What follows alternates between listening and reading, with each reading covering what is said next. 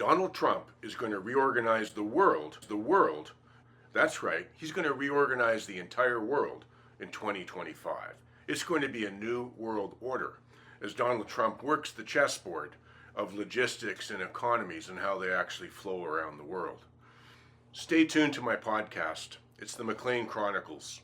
I'm going to tell you what Trump is looking at doing and the absolutely earth-shattering effect it's going to have on world economies. First of all, let's remember one thing. What is an economy? An economy is really the flows of goods and services. It's not dollars. That's how Elon Musk describes an economy. He says the real economy is selling goods and selling services. It's not the dollars going back and forth. So what is it that Donald Trump is going to do coming up starting January 20th? He's already planning for it. He's already given the heads up for it. He's already told Canada, Panama, Ireland, China, and Europe, they're going to have to watch out for what's coming because he's going to change the way the world flows. Let's talk about another thing the world is, what the economy is. It's also debt. Right now, many countries around the world are just up to their necks in debt, US included. Trump is the master, the king of debt, as he would describe himself. When he had difficulties, he restructured his debt. He took on, once again, the largest banks around the world. He worked with them all. They all loaned him money. And he restructured his debt when he saw the crash that was coming in a way that worked advantageously for him. He would tell some of these banks, look it, you either work with me on this and give me 80 cents on the dollar, I'll pay off 20% to you of what I owe you, or you'll get nothing if you don't deal with me. And the banks all came in. They actually loaned him more money in some cases. They kept him afloat. He did need to get rid of some assets, but he restructured. If there's one thing Trump understands, it's debt and how to restructure it. So let's take a bit of a closer look at the rest of the world. In particular, Canada is one of the countries that he put on notice. It's Tucker Carlson calling from the United States, and I'd be grateful if you pass a message on to the Prime Minister, Justin Trudeau. We are coming to liberate Canada. We are coming to liberate Canada, and we'll be there soon. Merci. And Trump has really been trolling Justin Trudeau, calling him, saying that he would be the governor of the 51st state if he had his way, when he was laughing with him. Because the problem is Trump recognizes the Canadian economy is in deep trouble. Trudeau has ran it over a cliff. He's put on massive debt. He hasn't developed the resources of Canada. And the money that he has spent and gone into debt for very questionable items. He's looking at going into debt to compete with China on car batteries. On oil, he's kept our oil reserves basically in the ground. We've got one main customer for our oil. That's the US. And that's not a strong position to be in. Just ask anybody who sells their products through Walmart how they feel knowing that 90% of their products get sold through Walmart. Walmart basically owns their production. Let's look at some of the other things that Trudeau has taken a run at. He's invested money in bugs so that we'll eat bugs. He made a cricket factory to make bugs to go into people's food. He's just made some of the worst decisions. He hasn't made the investments in our military. That's why we're so far behind on NATO, which really burns Trump. He also has done nothing to deal with the massive money laundering that goes on through Canada and all the massive drug dealing. The money that flows through Canada, I think Zelensky would blush a little bit when he sees just how much money is going through Canada as compared to the Ukraine. A ton of it goes through, and we don't prosecute on it. Our borders, looking at terrorism, we have terrorists right here in the country. They get in, and we don't deal with them. Trudeau has actually brought a Nazi into the House of Commons and gave him a standing ovation and honored him. This doesn't go over well with the Donald. One of the other things is Trump is very much a supporter of Israel and Benjamin Netanyahu. Well, Trudeau has come out and said he would honor the arrest warrant and he would arrest Benjamin Netanyahu if he came to Canada. Well, that doesn't bode too well with your neighbor to the south, Justin. I think they've had about the fill of you and they want to have you gone. And the way Trump is looking at Canada, he's looking at it as a company that has got a ton of assets. Look at all of our resources. Kevin O'Leary will talk about that in a bit. But we've got oil, water, lumber, minerals. We've got just about everything in Canada, but none of it's developed. We're not making any money for the people or the country. I mean, it's just crazy the way Canada has been sitting and rotting away underneath this Trudeau government. Let's look at the reality of Canada to some degree. We've got, now 40 million people. But they run on a slim ribbon right across the top of the U.S. Within, 200 miles of the U.S. border is where 90% of our population is. And what's the problem for us there? Canada is a very wide country, from the East Coast to the West Coast, with very different cultures from the East Coast to the West Coast and everything in between.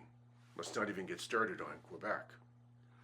But the problem is you can't run a big economy when everybody's working different hours across different time zones like that. As a result, our economy is really quite weak. The US, they structure their economy in a north-south direction, right up and down their coasts. The East Coast time, the West Coast time, they've got massive markets up and down both of those coasts, and they can make good money with that. Canada, we're not developed. We don't even look after our Arctic very well. Nothing up there. We don't have anybody really offering any protection. Trump sees a country that, if it was a company, it really should be taken. He's even made the offer. He put out a tweet talking about how our taxes will get lowered, we'll get more respected in the U.S. Hey, a lot of Canadians would like to have a real actual First Amendment, a real actual Second Amendment. I have to say something here. A lot of people are saying that we should take offense as a country to him calling it this, the 51st state, and looking at it. I have to ask you though, what have we done with this country, with the Liberal government in there? What have we done with it? Would you rather have 10% of a crappy little diamond or 15% of the Hope diamond? I mean, if you think about the juggernaut, think about this for a second. Think about the juggernaut that the U.S. would become with Canada becoming part of it, a common currency, developing all of those assets that we're not really doing anything developing. It would become a juggernaut, probably the greatest country, even more so than what the U.S. has been for the last 200 years. Canadians could have a part of that. You have to ask yourself, what's going on with the way our parliamentary system works here, that we're being held hostage by people who don't even have enough people to hold the votes, but the way our parliamentary system runs, they can hold the whole country hostage and bleed it and take money out of it, while Canadians get nothing. I mean, Canada is basically the same setup as what Russia is in terms of our assets and what we have, but we don't have any of that flowing to the people. We've got the third largest oil reserves in the world, but we're not living like the people in the Middle East, in Saudi Arabia or Abu Dhabi, because we haven't properly developed it. So this country needs to go somewhere. And you have to ask yourself, where are your children and grandchildren going to be in the future if we just continue being this small little country run by these mealy-mouthed politicians who aren't really looking after us, and they're not developing the resources of this country? Maybe it's time to move on. I mean, we moved on from the United Kingdom, right? Took our distance from the Queen and the sovereignty that was going on there. We've got our own little charter of rights here. We've moved from them. And the way the UK is going right now, we're not going to be able to depend on them for anything. So maybe it's time to start taking a look at this resource that we own and deciding what we should do with it. I know Trump's already thinking about that. And he's going to be putting pressure on January 20th. I believe the tariffs are coming in right away on January the 20th. And he's going to start putting pressure on the Canadian economy, especially until Justin Trudeau leaves. The money people are going to feel it. Trudeau's going to feel the heat. At least that's my thought for where we're going here in Canada. Now let's listen to Kevin O'Leary as he makes the case for Canada setting up a common union with the United States. Listen to this. When Trudeau was down there, he joked and said Canada should be the 51st state. He's also saying if they comply, they would have better trade deals and tax incentives with the United States. I don't know. Do you think this is even possible? Well, there's 41 million Canadians, basically the population of California, sitting on the world's largest amounts of all resources, including the most important, energy and water. Canadians, over the holidays, the last 2 days, have been talking about this. They want to hear more. And so, there's obviously a lot of issues, more details, but what this could be is the beginning of an economic union. Think about the power of combining the two economies, erasing the border between Canada and the United States, and putting all that resource up to the northern borders where China and Russia are knocking on the door. So secure that, give a common currency, figure out taxes across the board, get everything trading both ways, create a new, almost EU-like passport. I like this idea, and at least half of Canadians are interested. The problem is the government's collapsing in Canada right now. Nobody wants Trudeau to negotiate this deal. I don't want him doing it for me, so I'm going to go to Mar-a-Lago. I'll start the narrative. The 41 million Canadians, I think most of them would trust me on this deal. So there you have it. There's something to think about about what's going to happen with Canada and the U.S.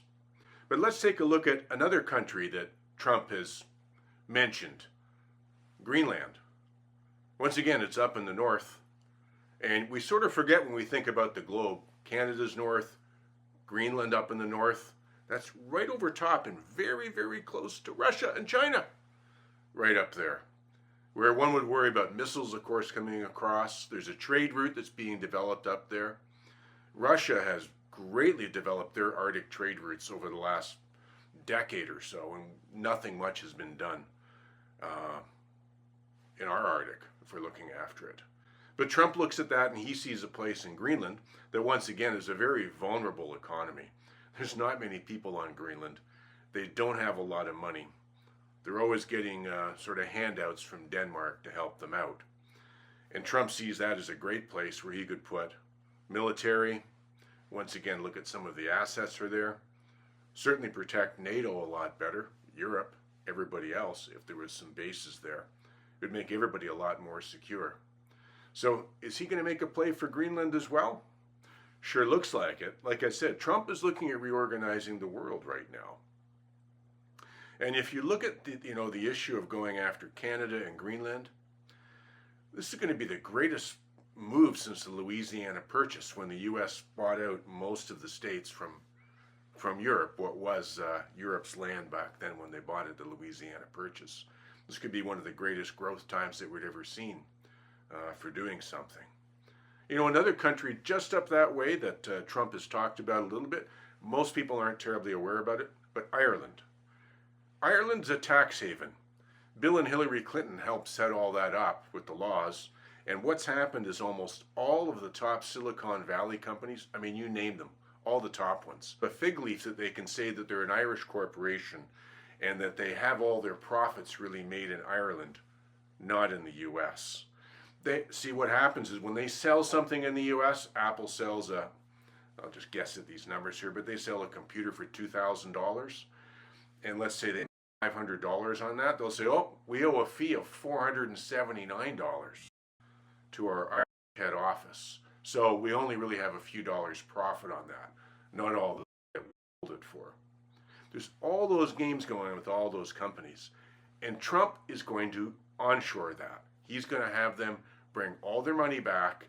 He's going to nail them so that they can't use these little tax havens. After all, as I mentioned off the top, the world is a bunch of logistics, of a flow of logistics, of money, and of goods and services. That's really what it is. And it's getting a fig leaf coming across in Ireland. Well, Trump's going to rip that off. And they're going to have to decide, do they want access to the U.S. market? Well, then they better start making it in the U.S. and they better start paying their taxes in the U.S. So Ireland is going to see a bit of a shock and a bit of a surprise coming up in 2025. That's my guess. What's the other big one that Trump has mentioned? The Panama Canal. Well, what is the Panama Canal but one of the greatest logistics trade routes on the face of the earth? It's right up there with the Suez Canal. That little canal so you can cut through between North and South America Saves you going all the way down around South America, where some of the most dangerous oceans are. They've lost more ships down there. I think it makes the Bermuda Triangle looks like it doesn't really cause any trouble at all. And Trump is looking at getting that back after Jimmy Carter sold it for what, $1 or some such thing? And the issue there, of course, is China is exercising control in certain ways over the Panama Canal. That's the other country that Trump is going to straighten out, is China. He's done it before with tariffs. He's going to do it with the logistics of the Panama Canal as well.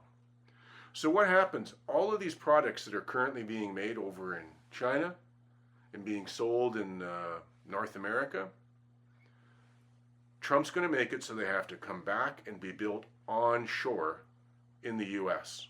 You got to put your factories there, and he's going to make it easy so you can do it. You invest the money. I mean, look what Japan just did. The guy from SoftBank came over and said, I'll invest $100 billion U.S. in the United States right away with Trump. Why? Because he's going to make it very tax-friendly to bring all that business back. The same way it was tax-friendly for all those businesses to kind of leave to go over to China, well, now it's going to be the other way around. And it's going to be what's called onshoring.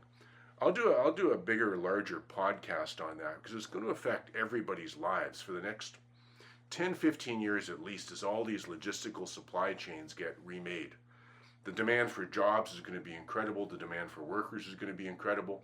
And eventually all these products will be made in North America and bought by North Americans, with North Americans making the money making them. And that's the right way to go. And that's where Trump is heading with a lot of this. Onshoring. I'll talk more about that in the future. So let's watch out for 2025 and what Donald Trump is going to do to reorganize the world. You'll have to be ready for it because it's coming and it's going to happen. There'll be a lot of disruption, but ultimately what he is a developer. He's a game changer. He restructures things. And look at the team he's got with him. He's recruited the best and the brightest. I can talk more about some other parts of this, but he's recruiting probably the greatest technical team, computer science team that the U.S. has ever seen, and he is going to change the way the U.S. government operates, and that's going to be massive in itself.